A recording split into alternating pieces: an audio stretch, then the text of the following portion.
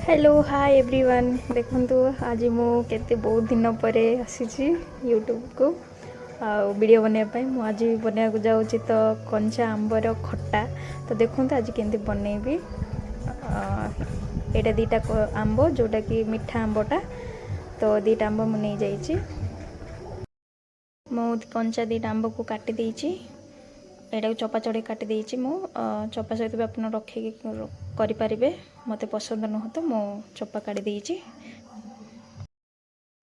एबे मु काटी देइछि पियाज मीडियम साइज रो 3टा पियाज आ सुखिला लंका कंचा लंका दीटा नहीं जाइछि एबे जिबा रसोई प्रोसेस को कढ़ाई बसैला परे तेल पके देइछि तेल गरम हो जाइछि एबे पके देबी जीरा सरिष तापरे लंका या परे दे देइछि पियाज या को टिके भाजी नबा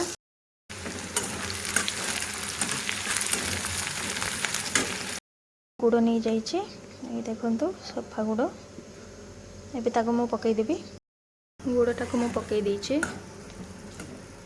एबे या को मेल्ट हबा पई रखिदबा टिके पानी देके टी हमरो गुड़ सब मेल्ट हो गला तो या द्वारा एबे मु पकई देबी आंबो जोटा को काटिछि पकई देइछि याको टिके भल भाव मिक्स कर दबा लुण टिके स्वाद अनुसार पकई देली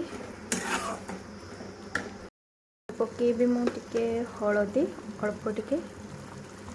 तापरे टिके राग गुंड याको हळदी आ राग गुंड देकी आ किछि देबेनी टिके मिक्स करके याको गोड़े की रखिदेवी को मैं एबे किछि समय पाई बोली गोड़े रखी दउची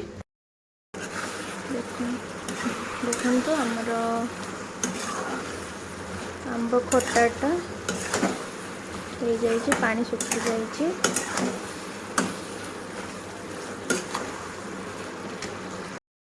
एठी मु आउटे सॉफ्ट करने बोली पुणी टिके पानी दे बसई देइछे तो मुझे गोड़े कि समय पे पुणी रखीदेवी और खट्टाटा रेडी हो जाइए तो पूरा पानी भी पूरा सुखी जाइए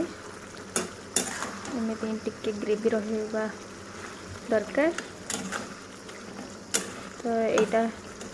मोर खट्टा हो जाइए या अधिक बेसी सॉफ्ट करिबिनी एबे सॉफ्ट हो जाइए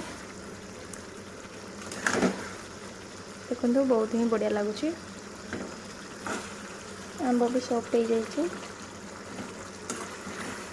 तो अबे गैस टा बंद कर दबा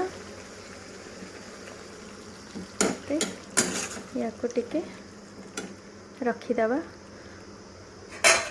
देखो गोड़े के रखी एबे मुझे या को प्लेट रे काट देबी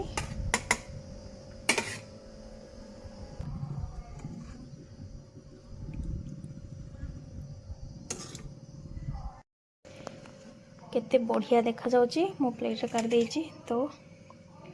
देखंतु बहुत ही बढ़िया लगुची टेम्पटिंग लगुची कलर भी बहुत बढ़िया आछी तो आपन को जदी एटा भल लागे रेसिपीटा लाइक आ शेयर सब्सक्राइब करिवे।